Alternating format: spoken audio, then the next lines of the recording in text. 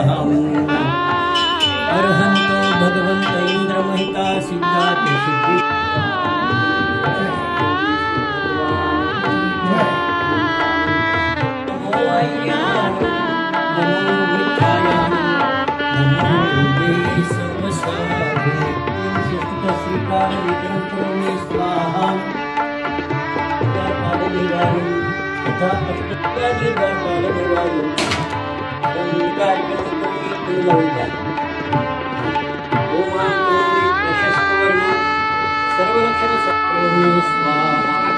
ओवाळून इथे ठेवा नमस्कार करा आणि बाजूला या हे द्या सर्व लक्षण संपूर्ण मधुष्केन सपरिवारं झालं हरी ते तोरण काय इकडे विपदां चतुर्गति भवां दिव्यमिषमात्मैनसाम् स्तंभं दुर्गमनं प्रति प्रयततो मोहस्य सम्मोहनं पायात् कंचन चालून चल इकडून असं दिसतं हां बस थोडी घ्या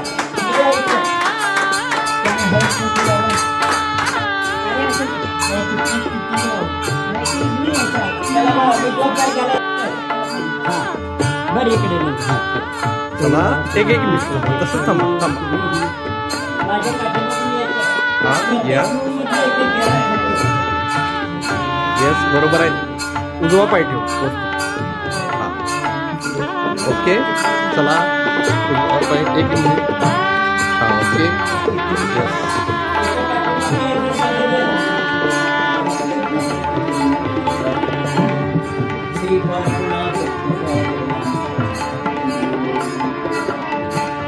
तसंच असू दे 2 मिनिट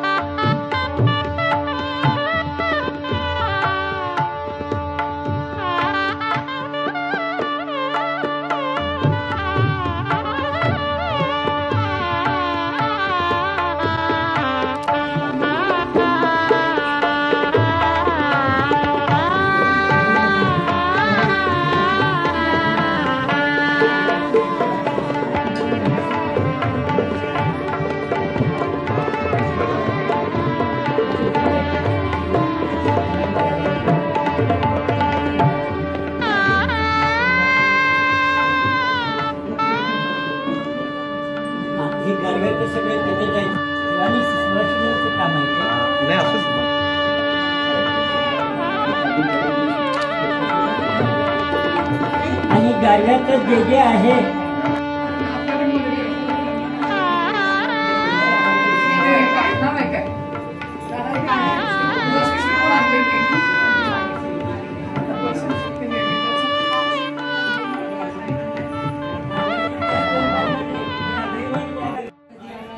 आणि वास्तुशांतीच्या निमित्तानं जमलेल्या सर्व पाहुणे मंडळी मित्रमंडळी आपले या सर्वांचं पहिल्यांदा मेंच परिवारांतर्फे मी हार्दिक स्वागत करतो आणि भगवंतांच्या अभिषेकास प्रारंभ करतो। विषय अत्यंत महत्त्वाचा आहे, आयुष्यात परत ऐकायला मिळणार नाही असा विषय आहे। हे पहिल्यांदा समजावून घ्या, पूजा काय विषय आहे, ते करायचं प्रयोजन काय आहे आणि त्याची फलश्रुती तुम्हाला काय आहे। कृपया आधीमध्ये बोलू नका. काय शंका कुसमिका असेल तर मला विचारा. परंतु माझं म्हणणं एवढं आहे, तुम्ही एवढं कष्ट केलाय, एवढं त्रास सोसलाय, वेळ खर्च केलाय, द्रव्य खर्च केलाय, आयुष्यात एक एक पैसा जमवून तुम्ही ही वास्तू घेतलाय. त्या वास्तूचं महत्त्व काय आहे आणि मग आपल्याला तिथं काय काय पाहिजे आहे हे सगळं मी 2 मिनिटांमध्ये सांगणार आहे तुम्हाला. पण तो विषय तुम्हाला एकदा समजू द्या हे खरं काय आहे ते. म्हणून मी तुम्हाला हा समजावा विषय म्हणून हे सगळं पहिल्यांदा सांगणार आहे. पूजा हा विषयच महत्वाचा आहे तेवढा. ऐका तर आता. जय गुरु पार्श्वनाथ भगवान की जय. आपला देश अनेक जाती धर्म पंथांनी नटलेला आहे. अनेक प्रकारच्या पूजा पद्धती आहेत, अनेक प्रकारचे धर्म समाजामध्ये रूढ आहेत. पण खरा धर्म कुठला आहे आणि ज्या धर्माचं मी पालन केल्यामुळं माझं कल्याण होईल हे पहिल्यांदा मी धर्म पुरुषार्थामध्ये 2 मिनिटांमध्ये सांगणार आहे. मानवी जीवनामध्ये 4 पुरुषार्थ सांगितलेले आहेत. जगामध्ये कुठेही गेला तर 4च पुरुषार्थ आहेत. 4 पेक्षा जास्तीचे पुरुषार्थ नाहीत. मग त्यापैकी पहिला पुरुषार्थ जो आहे तो धर्म पुरुषार्थ आहे. बरं का, जीवनामध्ये काही करायचं असेल तर पहिल्यांदा धर्म करा. यथा धर्म स्ततो जया. जिथं धर्म आहे तिथं विजय निश्चित आहे. अधर्माचा आजपर्यंत त्या भूलोकावरती कुणाचा विजय झालेला नाही. म्हणून धर्म पहिला समजावून घ्या काय आहे आणि ते धर्म पालन केल्यामुळं मला काय होते, मला काय करायचं आहे हे तुम्हाला निश्चित रूपाने समजेल. म्हणून धर्म पुरुषार्थामध्ये पहिल्या नंबरला धर्म दिला. आपण काय म्हणतो, जैन धर्म, मुसलमान धर्म, ख्रिश्चन धर्म, पारशी धर्म हे खरे धर्म आहेत काय? हे खरे धर्म नाही. हे प्रचलित आहे सगळं. मग खरा धर्म कुठला आहे? शास्त्रामध्ये सांगितलेला आहे. वस्तू स्वभाव धम्मो. वस्तूचा जो स्वभाव गुणधर्म आहे तो त्याचा धर्म आहे. साखरेचा गुणधर्म काय आहे? गोडपणा आहे. 100 पदार्थ बनवले तर गोड होणार. कारल्याचा गुणधर्म काय आहे? कडूपणा आहे. पदार्थ कडू होणार. पाण्याचा गुणधर्म काय आहे? शीतलता आहे. आम्ही जरी त्याला उकळी आणून ठेवलं तर 2-4 तासांनी परत ते पूर्वस्थितीला येणार. हे त्याचा स्वभाव गुण आहे, तो बदलत. मग असं प्रत्येक वस्तूचा स्वभाव गुण आहे. तर मग तुमच्या आत्म्याचा स्वभाव गुण काय आहे ते मी एका मिनिटात पटवून सांगणार आहे. मग पूजेला पुढेच प्रारंभ करणार आहे.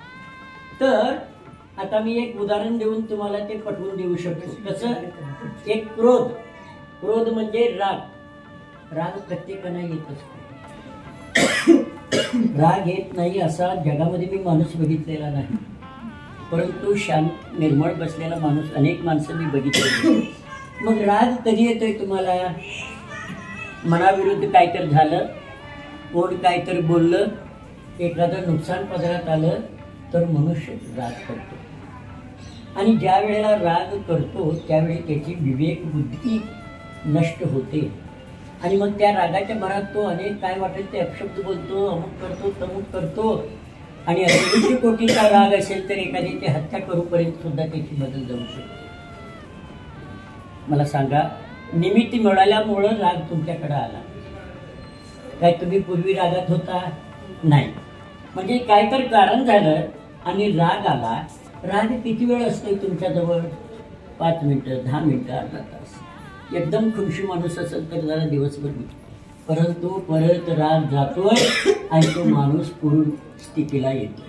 म्हणजे खचितच हे नक्की आहे की क्रोध हा तुमच्या आत्म्याचा स्वभाव गुण नाही, तो निमित्तानं आला. आणि ज्या वेळेला येतोय त्यावेळेला आम्ही नाकुते करून समाजामध्ये मानहानी होते, आर्थिक नुकसान होते, प्रेमाचे संबंध तुटतात. असे अनेक प्रकारची गोष्ट त्या क्रोधामुळे होते. पण त्या क्रोधाला थांबवायचं काम तुमच्याजवळ आहे. तुमच्या अंतःकरणामध्ये तो रक्तभांडार भरलेला आहे. तुम्ही लागली सावध व्हायला पाहिजे. राग येणार आहे म्हटल्यानंतर मनावर थोडं नियंत्रण आणि संयम ठेवून उत्तम क्षमा गुण जो तुमच्या आत्म्याचा स्वभाव गुण आहे त्याला प्रकट करायला पाहिजे आणि त्या उत्तम क्षमाच्या गुणाच्या माध्यमातून त्या क्रोधाला तुम्ही जिंकायला पाहिजे. क्रोध हा तुमच्या आत्म्याचा शत्रू आहे, पण त्याच्या परस्पर विरोधी तुमच्या आत्म्यामध्ये उत्तम क्षमा, मार्दव, आर्जव, सत्य, शौच, संयम, तपस्त्याग, ब्रह्मचर्य, दर्शन विशुद्धीवर भावना आणि सम्यक दर्शन, सम्यक ज्ञान, सम्यक चारित्र्य आणि त्याचबरोबर दुसऱ्या जीवाप्रती प्रेम, वात्सल्य, ह्या दया, ह्या सगळ्या गोष्टी तुमच्या अंतरंगामध्ये ते बाहेरून येत नाहीत. म्हणून मला त्या गुणांचा विकास करायचा आहे आणि त्या गुणांच्या विकासाच्या माध्यमातून मला जीवन सगळं करून जाणार. हे ज्याला कळालेलं आहे तो धर्माच्या मार्गावर आहे, एवढं लक्षात ठेवा. म्हणून जीवनामध्ये काही करायचं असेल तर पहिल्यांदा धर्म करा. धर्मच तुमचा कल्याण करू शकतो, अन्यथा जगामध्ये तुमचं कल्याण करणारा कुणीही नाही. आई, वडील, भाऊ, बहीण, मित्र, आप्तेष्ट मंडळी, ही जी सोशॉलॉजी आहे, कौटुंबिक व्यवस्था मला पाहिजे म्हणून मी स्वीकारली. म्हणून कुणाचा सांगा बोलू.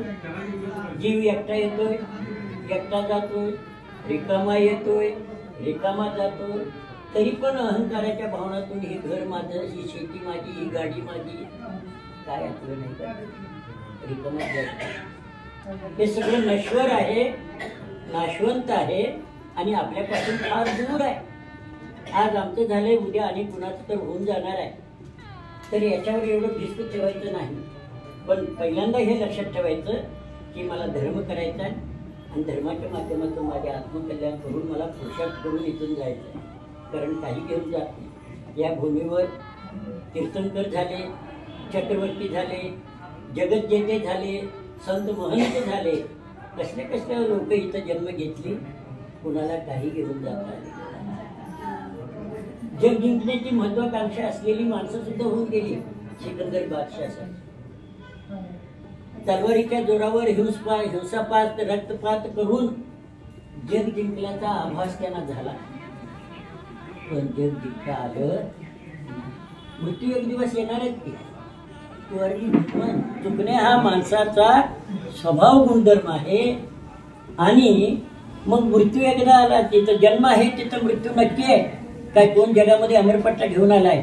नाही. प्रत्येकाचा आयुर्मर्यादा ठरलेला आहे. 50 वर्षे, 70 वर्षे, 100 वर्षे झालं, यात्रा संपली.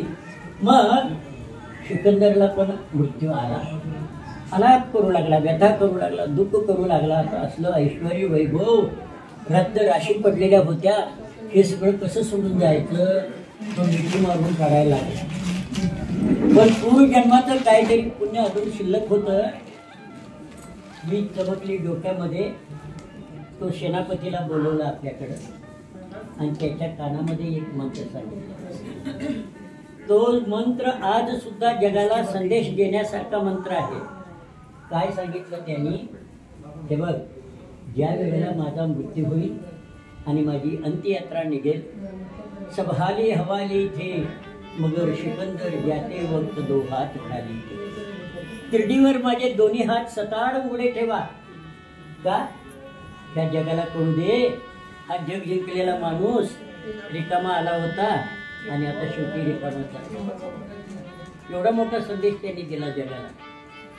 धर्म श्रेष्ठ आहे, धर्म करा, तो तुमच्या बरोबर येईल, तुमचं कल्याण करेल. म्हणून पहिल्यांदा धर्म. धर्मो रक्षती रक्षता. तुम्ही जर धर्माचं रक्षण केला, धर्म निश्चित रूपानं तुमचं रक्षण करतो. असं ते धर्माबद्दल एवढं काय. अजून काम फार आहे, पण थोडं थोडं जाऊया. फक्त फोकस करत जाणार आहे म्हणजे जरा कळू दे काय. कांचनम कार्यसिद्धी. आत्ताच्या जमान्यामध्ये पैसा असेल तर सगळं आहे आणि पैसा नसला तर काही नाही, कोण विचारत नाही. मला सांगा, पैसा तुमच्या जीवनाचा साथ आहे का साधन आहे? सांगा. बरोबर. साधन आहे, ते साध्य नाही. मला ते मिळवून ते घेऊन जायचं नाही. साधन आहे. माझं प्रपंच चालायला पाहिजे, माझं कुटुंब चालायला पाहिजे, माझ्या काही गरजा आहेत, त्यासाठी मला पैशाची आवश्यकता आहे. शास्त्रामध्ये पैसा मिळवायला सांगितलेला आहे. पाहिजे तेवढं मिळवा. पाहिजे तेवढं म्हणजे किती गरज आहे तेवढं मिळवा. पण पैशासाठी जन्मलो आणि पैशासाठीच मिळलो असं होता कामा नाही. कारण ती वस्तू ती लक्ष्मी चंचल आहे, ती आमच्याबरोबर येणार नाही आहे. पण ते मला करायचं आहे, कारण त्याशिवाय माझं चालत नाही. म्हणून अर्थार्जन करा. आणि एखाद्या पुण्यायानं जर काही घबाड लागलंच एखाद्या वेळेला लागते, बऱ्याच लोकांना मिळते, तर त्याचा विनियोग चांगल्या पद्धतीनं करा, सदुपयोग करा. सप्तव्यसन करू नका. दान धर्म तीर्थाटन गोर गरिबांना मदत अशा प्रकारचं उत्तम कार्य करून पुण्यानुबंध पुण्य बांधून आत्मकल्याण करून घ्या. पैसा मिळवा, पाहिजे तेवढे मिळवा, त्याचा सदुपयोग करा. तिसरा पुरुषार्थ कामपुरुषार्थ.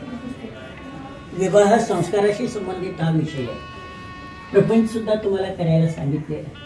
त्याचं कारण काय असावं? हा धर्म, हे संस्कार, ही चाली रूढी परंपरा अखंडित प्रमाणे चालू राहायला पाहिजे.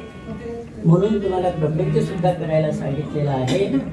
आणि मग ह्या तीनच्या माध्यमातून मला या जीवनातून मुक्तिपदापर्यंत जायचं म्हणजेच मोक्षाला जायचं. हे झाले 4 पुरुषार्थ. जैन कुळामध्ये जी व्यक्ती जन्मलेली आहे त्याला दररोजच्या 6 क्रिया करायला सांगितलेल्या आहेत. देवपूजा, गुरुपाष्टे, स्वाध्याय, संयम, तप आणि दान. दानम मुक्कम पूजा. दान आणि पूजा दररोज जैन श्रावकांनी करायला पाहिजे. लक्षात ठेवा बरं का. वाटेल तिथं आम्ही पैसे उधळतो, खर्च करतो, काहीतरी सबब सांगतो, आम्हाला वेळ नाही, काम आहे, जेव्हा आहे. पण जे आपल्या कल्याणाचं आहे, आम्हाला मुक्तीपर्यंत नेऊन देणार आहे, अशा कामाबद्दल कधीही प्रमाद करायचं नाही. जिनेंद्र भगवंतांचं गुणाणू त्यांच्याजवळ असलेले गुण सगळं माझ्या अंतःकरणामध्ये. मी कुठल्या व्यक्तीची पूजा करत नाही, मी माझ्या आत्मगुणांचीच पूजा करून मला हे करून जायचं आहे. ठीक आहे. 6 क्रिया, देवपूजे करा, स्वाध्याय करा, आत्मचिंतन करा, दानधर्म करा, या अशा सगळ्या प्रकारच्या गोष्टी शास्त्रामध्ये सांगितलेल्या आहेत. 4 पुरुषार्थ झाले, 6 क्रिया करले. आता आपण पूजेकडे वळूया. हे किती बोट आहे? या बोटाचं नाव अंगठा. सगळ्यात महत्वाचं बोट आहे बघा, का नाही? हे जर नसलं तर हे नसतं. परंतु आमच्या शास्त्रामध्ये त्याला महत्व नाही. कारण ते कशाचं प्रतीक आहे माहिती आहे? हे अहंकाराचं प्रतीक आहे. अहंकार म्हणजे गर्व. 8 प्रकारचे अहंकार शास्त्रामध्ये सांगितलेले आहे. विद्वत्तेचं अहंकार, सौंदर्याचं अहंकार, कुळाचं अहंकार. हे अहंकार सोडून विनय गुण धारण करायला पाहिजे. म्हटलेलं आहे विद्या विनयेन शोभते. ज्ञानी माणसाचे लक्षण विनम्रता आहे. म्हणून न ही ज्ञानेन सदृश्यम पवित्रमी हे विद्यते. ज्ञानासाठी पवित्र गोष्ट जगामध्ये कुठलीही नाही. का? चोरून नेता येत नाही, भावाभावात वाटणी करता येत नाही, कोणाला दिलं तर जास्त वाढतच जात आहे. ज्ञान संपदा करा. अरे लक्षात. म्हणून या बोटाला महत्व नाही. आणि जीव हिंसा होण्यासाठी एखाद्या हाताऱ्याला ह्याचा स्पर्श होऊ शकतो. या बोटाचं नाव तर्जनी. कार्य काय आहे? दिशादर्शक, दुसऱ्याचे गुण दोष दर्शक. तो तसा आहे, ती तशी आहे. ॲड्रेस कोणतं विचारलं तर आम्ही बरोबर हे करतो. ते सामुद्रिक तसंच आहे, त्यालाही महत्व नाही. नंबर 3चं बोट आहे, याचं नाव आहे मध्यमा. याचंही काही विशेष महत्व नाही. पण नंबर 4चं बोट आहे, ह्याचं नाव काय आहे? अनामिका. या बोटाचं नाव अनामिका आहे. सगळ्यात महत्वाचं काम करते. या बोटामुळे कधीही वाईट काम होत नाही. सुख, वैभव, ऐश्वर्य, शांती, समाधान सगळं देण्याइतपत ताकद या बोटामध्ये आहे. आलं का लक्षात? म्हणून तुम्ही आता स्वस्तिक काढायचं आहे आणि याच बोटाने काढायचं आहे. कसं काढायचं तेही एक विषय आहे, तो मी सांगणार आहे. आता हे अनामिका बोट याच्यामध्ये बुडवा. फास्ट जायचं, काय काळजी करायचं नाही. बस खालून ऊर्ध्वमुख लाईन मारा. करेक्ट. तेवढंच जाऊ दे अजून वर. एवढंच माहिती सांगतो. ही जी ऊर्ध्वमुख लाईन आहे, हे आत्मा आपला आत्मा ऊर्ध्वमुखी आहे. तो मुक्तीच्या शोधात आहे, वर चाललाय मुक्तीकडे. आता त्याला आडवी छेद त्यामध्ये बरेच लोक स्वस्तिक काढतात. स्वस्तिक काय आहे, त्यात काय दडलंय, ते कसं काढायचं ते माहिती नाही. आडवीच्छेद झाला ना, हा पुढे तुमचा मोक्षाचा मार्ग बंद झाला. आता तुम्ही गोत्यात आलाही, म्हणजे प्रपंचात अडकला तुम्ही जाळ्यामध्ये. आणि म्हणून एक बोट ठेवा परत आणि स्वस्तिक कसं काढायचं तेच सांगावे. खाली एक लाईन मारा, त्याची 4 लाईन मारा. बरोबर करेक्ट. असं स्वस्तिक काढायचं कधीही काढत असताना याच्यामध्ये 4 टिंब ठेवा. स्वस्तिक मध्ये काय दडलंय, कशाचं धोतं काय माहितीये? 4 गती आहेत. कुठले कुठले आहेत? देवगती, मनुष्य गती, स्त्रियांची गती आणि नरक गती. आता तुम्ही कुठल्या गतीमध्ये आहे? मनुष्य गतीमध्ये आहे. तुम्हाला किती इंद्रिय आहेत? 5 इंद्रिय आहेत. कुठले कुठले आहेत? डोळे, नाक, कान, जीभ, त्वचा. डोळ्यामुळं कलरचं ज्ञान होतंय, काळा, पांढरा, हिरवा, पिवळा, निळा सगळं. कानामुळं ध्वनीचं, बेसूर आवाज, मधुर आवाज सगळे छान ऐकतं ती गाणी वगैरे. नाकामुळं श्वासाचं सुगंध, दुर्गंध असं सगळं होतं. जिभेमुळं खारट, गोड, आंबट, तिखट सगळं कळतंय. आणि त्वचेमुळं स्पर्शाचं ज्ञान होतंय, उष्ण, थंड वगैरे. हे 4 इंद्रिय आणि आतमध्ये अनेक आहे मन. ते कधीही गप बसत नाही, तुम्हाला सांगतो. सारखं माकड कसं ह्या झाडावरून त्या वेळेला उडी मारते तसं ते भरकटत असते. जी व्यक्ती आपल्या इंद्रियावर विजय मिळवलेला आहे, मन आपल्या ताब्यामध्ये ठेवलेला आहे, तो जितेंद्रिय म्हणजेच तो जैन आहे. लक्षात आलं? जैनांचं लक्ष आहे. म्हणून जय जिनेंद्र म्हणतो आम्ही. तुम्हाला नमस्कार नाही, तुमच्या आतल्या आत्म्याला नमस्कार. तर हे 5 इंद्रिय हे काढायला तुम्हाला स्वस्तिक झालं. खाली 3 आकडा काढा. पटपट जाऊ दे. 3 रत्नत्रयींचे वंदे. जगामध्ये 3 रत्न श्रेष्ठ आहेत: सम्यक दर्शन, सम्यक ज्ञान, सम्यक चारित्र्य. या साईडला 24 काढा. 24 जनांच्या सर्वदा वंदे. वर्तमान भूत भविष्यकालामध्ये 24 तीर्थंकर होऊन गेलेत, त्यांचं स्मरण आहे. वर 5 काढा. पंचगुरूनाम वंदे. अर्हंत, सिद्ध, आचार, उपाध्याय सर्व. आणि तिकडे 4 आकडा काढा. चारण चरणम सदा वंदे. 4 रिद्धी सिद्धीधारी मुनी आहेत. हे स्वस्तिक आहे. ह्या चतुर्गतीमध्ये 84 लक्ष योनीमध्ये माझा जीव भटकतो आहे. मला यातून सुटून जायचं आहे. हे अजून फाउंडेशन पूर्ण झालं नाही. आता एका लाईनमध्ये 4 पुंज घाला. प्रथमानी योग, कर्णानी योग, चरणानी योग, द्रव्यानी योग. बरोबर. हां, प्रथमानी योग, कर्णानी योग, चरणानी योग, द्रव्यानी योग. त्याच्या मधोमध 3 झालं. मधोमध 3. पुढे कसं आहे? आता ते भाव पाहिजे. हे बघा, चिखल व्हायला पाणीच कारणीभूत आहे आणि चिखल धुयाला सुद्धा पाणीच कारणीभूत आहे. आपल्या मनावर डिपेंड आहे. आम्ही कसं चांगले विचार करू, भाव करू, कसं पुण्य बंद होणार. हां, हे 3 रत्नत्रय आहे: सम्यक दर्शन, सम्यक ज्ञान, सम्यक चारित्र्य. हां, इथे 1 पुंज ठेवा आणि त्याला अनामिका बोटाने चंद्राकृती करा. असं करा तुम्ही. बस. त्याचं नाव आहे सिद्धशिला. आमच्या शास्त्रामध्ये मुक्तिपदाला गेलेले जीव सगळे या ठिकाणी विराजमान होतात. एक विधी संपला, याचं नाव आहे स्थापन विधी. याच्यावर आता पूजा आपली उभी राहणार आहे. नंबर 2चा विधी सुरू होतोय मंगलाचरण विधी. मंगल गळणे. हां, पापाचा बंद तुटून पुण्याचा बंद करून आता जो वितराग भगवंतांच्या अभिषेकाचा अत्यंत पुण्यदायक आणि कल्याणकारी असं काम आम्ही आरंभ करणार आहे. ते काम निर्विघ्नपणे पार पडू दे आणि तुमच्या जीवनामध्ये सगळं मंगलमय अशा प्रकारचं होऊ दे, म्हणून मंगलाचरण करण्याची पद्धत आहे. त्याचं नाव दुसरं आहे मंगल अष्टक. अष्टक म्हणजे 8. मंगल म्हणजे मंगल, कल्याण करणारे 8 श्लोक बोला असं शास्त्रामध्ये सांगितलं आहे. लग्नात पण मिळून एक महाराज वेळ झाले मंगल अष्टका म्हणा. नाही नसते, माहीत नसते त्याला अष्टक मंगल काय आहे. मी सांगणार आहे आणि ते प्रत्येक मंगल अष्टका गणित थोडं अक्षता इथे टाकायचं. ओम नमः सिद्धेभ्यः, ओम नमः सिद्धेभ्यः, ओम नमः सिद्धेभ्यः. अर्हंतो भगवंत इंद्रमहितां सिद्धाच सिद्धेश्वरां आचार्यो जनशासनानकरा पूजा उपाध्यायकां श्री सिद्धांत सुपाटका मुनिवरा रत्नत्रया राधकां पंचैते परमेष्ठिनः प्रतिदिनं कुर्वन्तु ते मङ्गलम्। श्रीमन्नम्रस्वास्मेन्द्रमुकुट प्रद्योतरत्नप्रभां भास्वत्पादनकेळवप्रवचना गोविन्दवस्थायिनां ये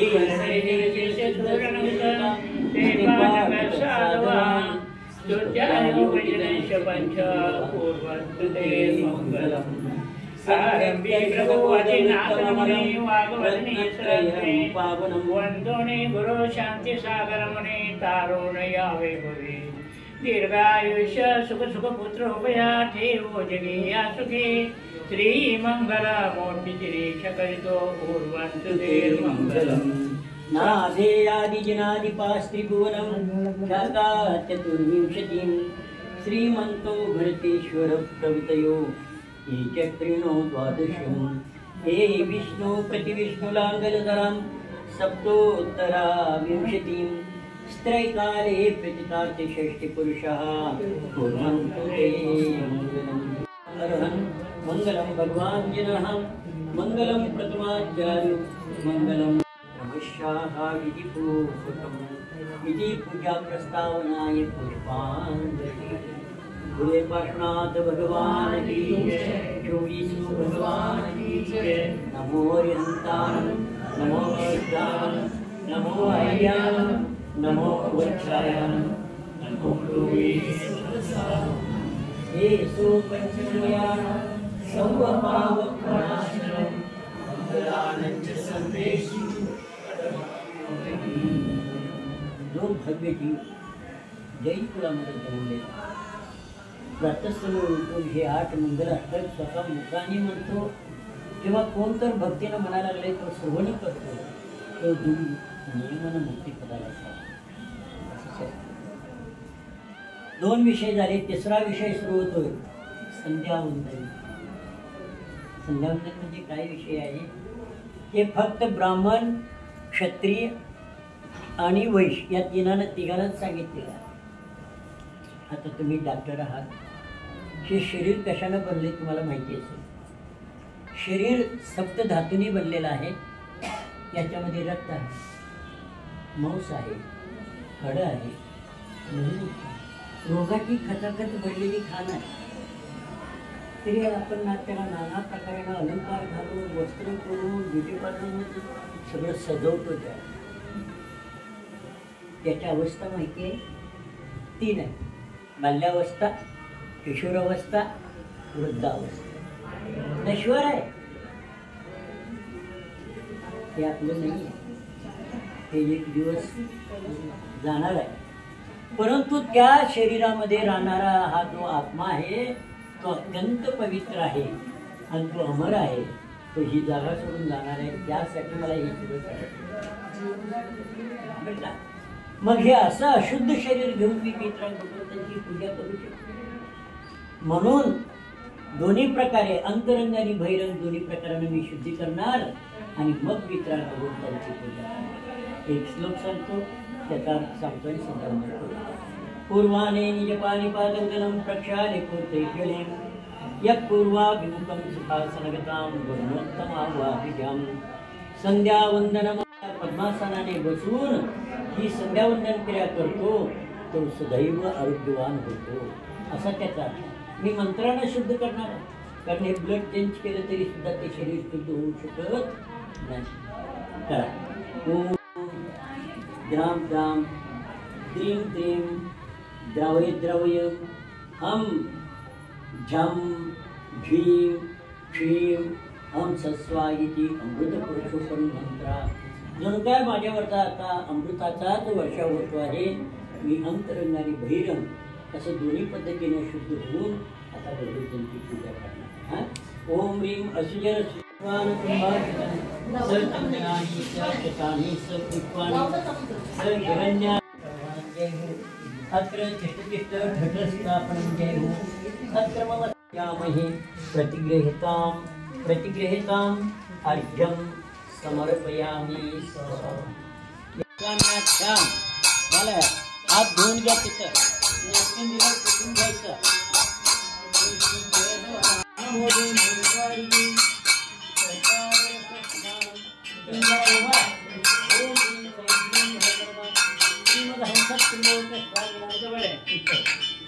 दंडाच्या डोंगर घालायचा आहे असं छान बरोबर सगळं मिळाला हात हा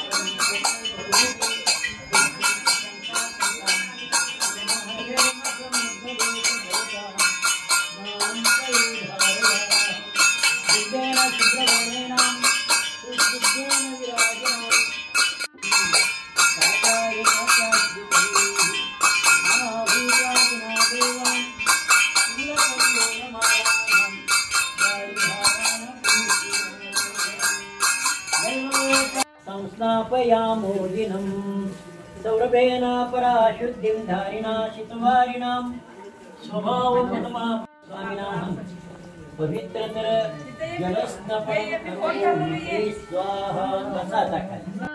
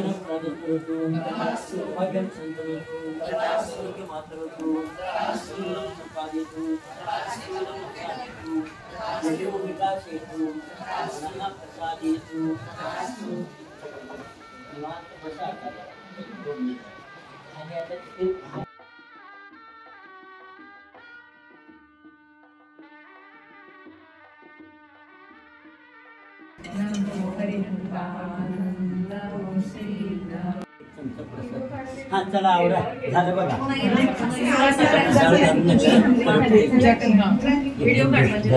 चला आता सुवासिनी चालू करा आणि तिकडे जेवण चालू करा का उशीर करू नका